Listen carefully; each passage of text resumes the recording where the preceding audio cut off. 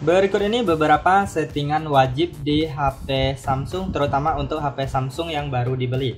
Oke, langsung saja teman-teman kita masuk ke pembahasannya. Pastikan teman-teman simak video ini hingga selesai. Nah, yang pertama untuk HP yang baru dibeli biasanya saya akan menghapus aplikasi-aplikasi yang tidak digunakan atau tidak dibutuhkan ya teman-teman ya. Nah, biasanya itu memang banyak sekali aplikasi-aplikasi yang terinstall secara otomatis bawaan dari HP-nya. Nah, jadi teman-teman silahkan cek aja aplikasi-aplikasi yang kalian rasa tidak dibutuhkan atau tidak digunakan ya. Daripada membebankan penyimpanan atau memori, teman-teman hapus saja.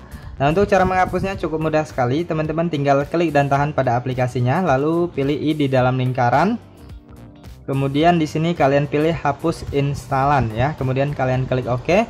Lalu aplikasinya akan terhapus. Nah, jadi teman-teman silahkan ulangi cara ini di aplikasi-aplikasi yang tidak digunakan atau tidak dibutuhkan. Oke, kita lanjut untuk setting yang selanjutnya adalah setting di bagian pusat kontrol atau panel cepat. Nah, jadi teman-teman bisa mengurutkan menu-menu yang ada di sini ya. Nah, jadi caranya kalian masuk ke pusat kontrol atau panel cepat, teman-teman bisa urutkan menu-menu yang sering kalian gunakan ya, atau yang kalian prioritaskan. Nah, di sini setelah masuk ke pusat kontrol atau panel cepat, kalian klik aja di bagian icon pensil. Kemudian selanjutnya kalian bisa edit dulu di bagian yang atas. Nah, ini teman-teman bisa kurangi ataupun kalian bisa menambahnya ya, teman-teman ya. Nah, kalian tinggal cari aja di sini. Nah, kalian tinggal tambah, maka dia akan bertambah di bagian atasnya. Kemudian kalian kurangi dan bisa kalian tukar dengan menu yang mungkin lebih sering kalian gunakan ya teman-teman ya. Nah, kalau udah klik selesai, kemudian kalian lanjut lagi di bagian yang ini yang sampingnya. Nah, di sini kalian bisa mengurangi yang tidak perlu atau yang tidak digunakan ya teman-teman ya. Nah, kalian cari di bagian bawah ini ada juga menu-menu yang mungkin tersembunyi yang tidak kalian ketahui. Nah, ini posisinya bisa kalian ubah. Nah, kalian urutkan aja sesuai dengan kebutuhan kalian ya teman-teman ya. Nah, kalau udah lalu kalian klik selesai. Kemudian kalian lihat hasilnya, maka dia akan berurutan sesuai dengan yang kalian atur tadi. Oke, kita lanjut untuk setting selanjutnya. Biasanya saya akan menambahkan widget ya teman-teman ya. Nah, jadi di sini misalnya di layar HP-nya belum ada jam, widget jam, kalian bisa tambahkan ya. Nah, kalian tinggal klik dan tahan di bagian layar kosong ataupun kalian cubit dua jari. Nah, kemudian pilih widget. Lalu kalian cari di bagian bawah ini, kalian cari yang namanya jam.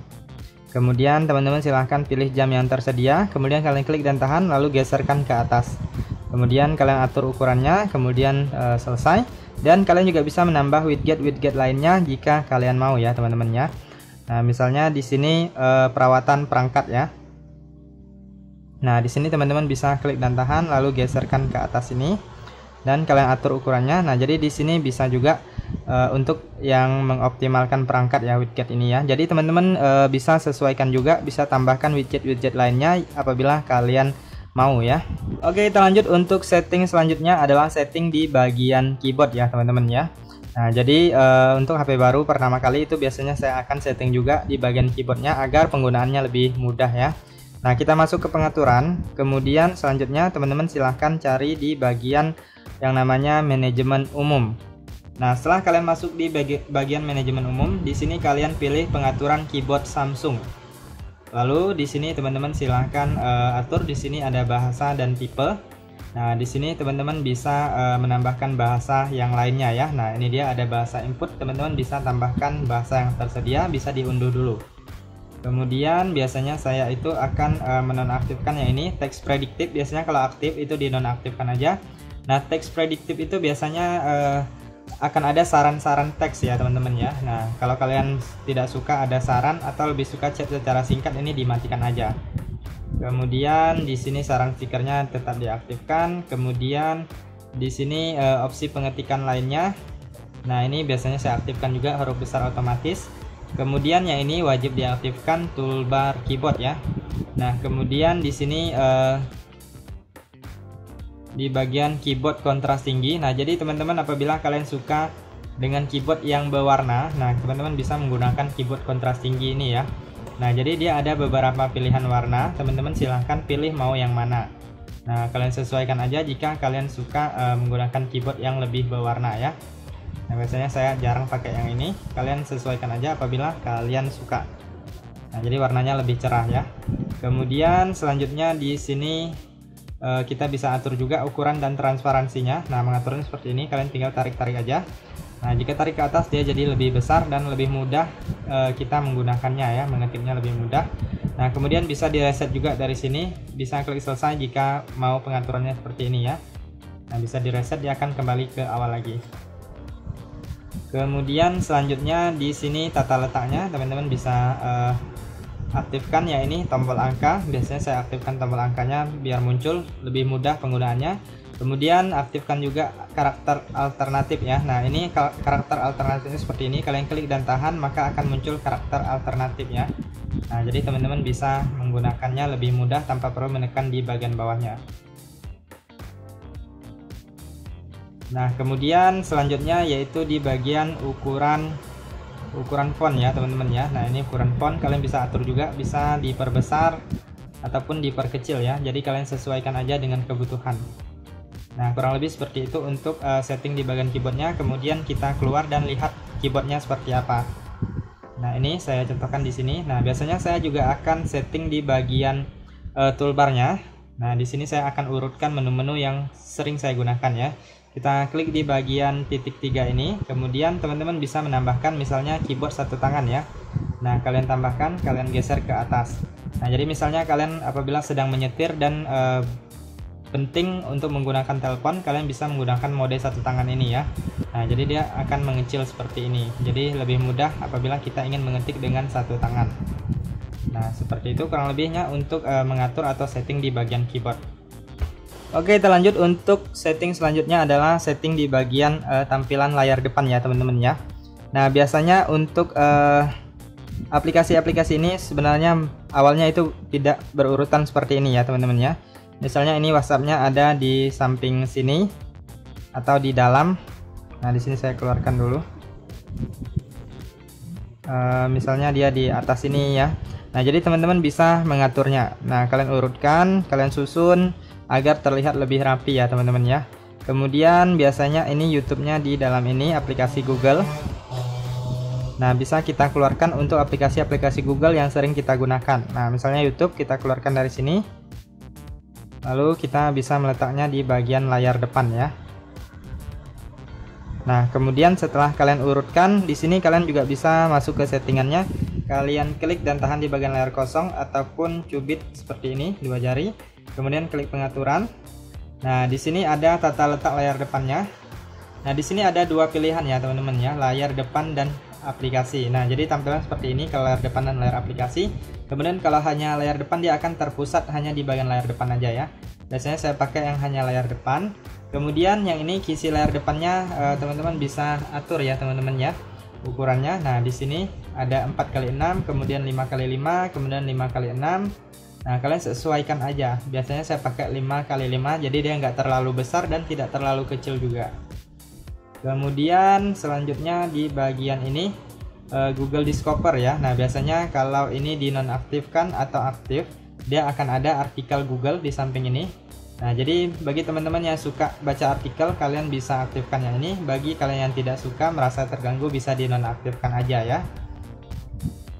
Nah, bisa dimatikan dari sini. Kemudian bisa kunci tata letak layar depan juga jika kalian mau. Jadi aplikasi-aplikasi yang ada di layar depan itu dia tidak akan berpindah ya. Misalnya ini saya mau ubah, nggak bisa ya. Tata letak layar depan dikunci ya. Nah, jadi kalian bisa kunci jika mau aplikasinya lebih aman dan tidak berpindah-pindah ya teman-teman ya. Nah, seperti itu untuk setting di bagian tampilan layar depannya.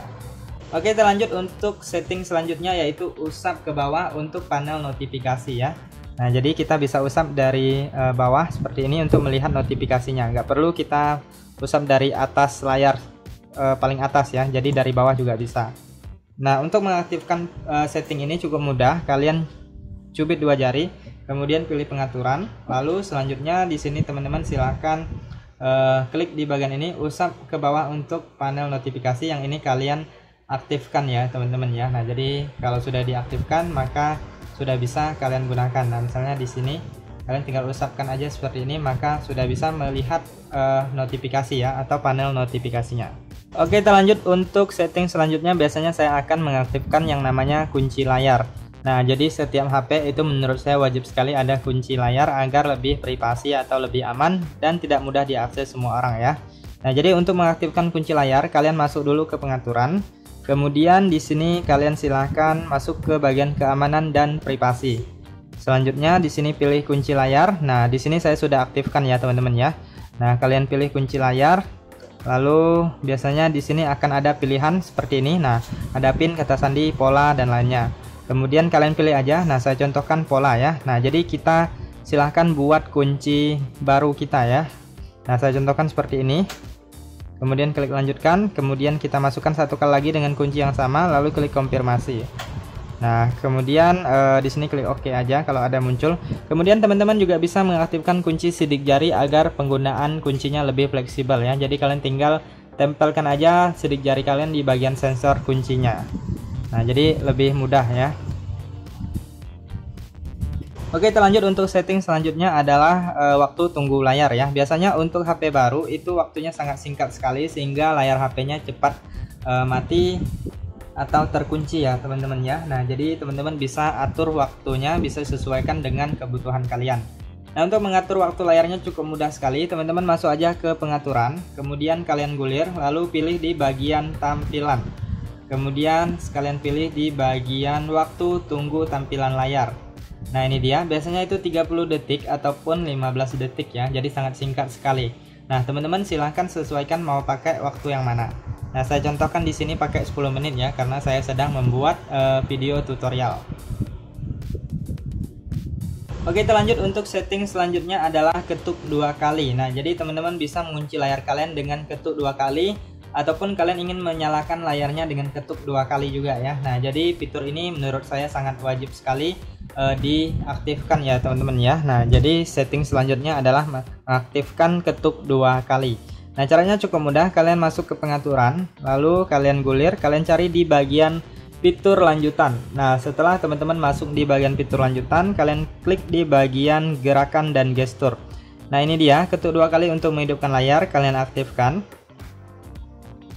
Kemudian ketuk 2 kali untuk mematikan layar. Nah, ini kalian aktifkan juga. Kemudian teman-teman silahkan praktek, kalian ketuk 2 kali. Nah, layarnya sudah terkunci. Kemudian ketuk 2 kali, maka bisa menyalakan layarnya ya. Nah, sangat bermanfaat sekali tanpa perlu kita menekan tombol power di sini. Oke, kita lanjut untuk setting selanjutnya adalah RAM plus atau penambahan RAM ya. Nah, jadi bagi teman-teman yang suka membuka atau mengakses aplikasi-aplikasi yang berat, kemudian suka multitasking, cocok sekali menggunakan setting atau menggunakan fitur RAM plus ini ya teman-teman ya. Nah, jadi penggunaan ini bisa membuat HP kita menjadi lebih ringan ya. Tentunya performanya menjadi lebih bagus. Nah, untuk mengaktifkan RAM plus, teman-teman masuk ke pengaturan. Kemudian kalian cari di bagian perawatan perangkat. Lalu pilih memori. Nah, di sini sedang memeriksa, kalian tunggu sebentar. Nah, kalau ada opsi ini untuk bersihkan sekarang atau perbaiki sekarang, kalian klik aja ya. Nah, jadi dia akan mengosongkan aplikasi-aplikasi yang berjalan di latar belakang ya. Nah, kemudian di sini kalian lihat di bagian bawah ada yang namanya RAM plus. Nah, ini dia. Nah, jadi teman-teman aktifkan dulu di sini RAM plus, kemudian kalian pilih RAM yang kalian inginkan, kemudian pilih mulai ulang. Nah, jadi HP kalian akan di restart, dimatikan, kemudian menyala lagi sebentar, hanya sebentar aja ya. Nah, jadi nanti RAM-nya akan bertambah sesuai dengan yang kalian pilih. Jadi kalian klik aja mulai ulang. Nah, di sini saya lanjut ke setting selanjutnya ya, karena kita sedang membuat tutorial. Oke, kita lanjut untuk setting yang terakhir adalah menu asisten ya teman-teman ya. Nah, jadi teman-teman bisa misalnya untuk mematikan HP, screenshot dan lainnya, misalnya mengecilkan volume, menaikkan volume tanpa menggunakan tombol samping ini ya, bisa menggunakan dengan yang namanya menu asisten. Nah, langsung saja kita masuk ke pengaturan untuk settingnya. Nah, jadi kalian masuk ke pengaturan, kemudian kalian cari di bagian yang namanya aksesibilitas. Nah, kalian klik di bagian aksesibilitas, lalu kalian pilih interaksi dan kecekatan. Nah, ini dia menu asisten. Kalian silahkan aktifkan di sini, lalu klik izinkan. Nah, dia sudah muncul. Ini dia. Nah, kalian tinggal klik aja. Nah, bisa di sini untuk gambar layar atau screenshot. Kemudian bisa juga untuk mengatur kecerahan, volume dan lainnya ya. Nah, teman-teman bisa pelajari untuk menu-menu lainnya. Nah, di sini apabila ada tampilkan sebagai icon add, kalian bisa aktifkan juga ya. Jadi dia tersembunyi di samping ini. Kemudian bisa mengatur transparansi dan lainnya. Untuk settingan lainnya teman-teman bisa pelajari aja ya. Oke, itu saja teman-teman untuk beberapa settingan wajib HP Samsung. Semoga bermanfaat. Apabila ada tambahan lainnya, teman-teman bisa cantumkan di kolom komentar video ini.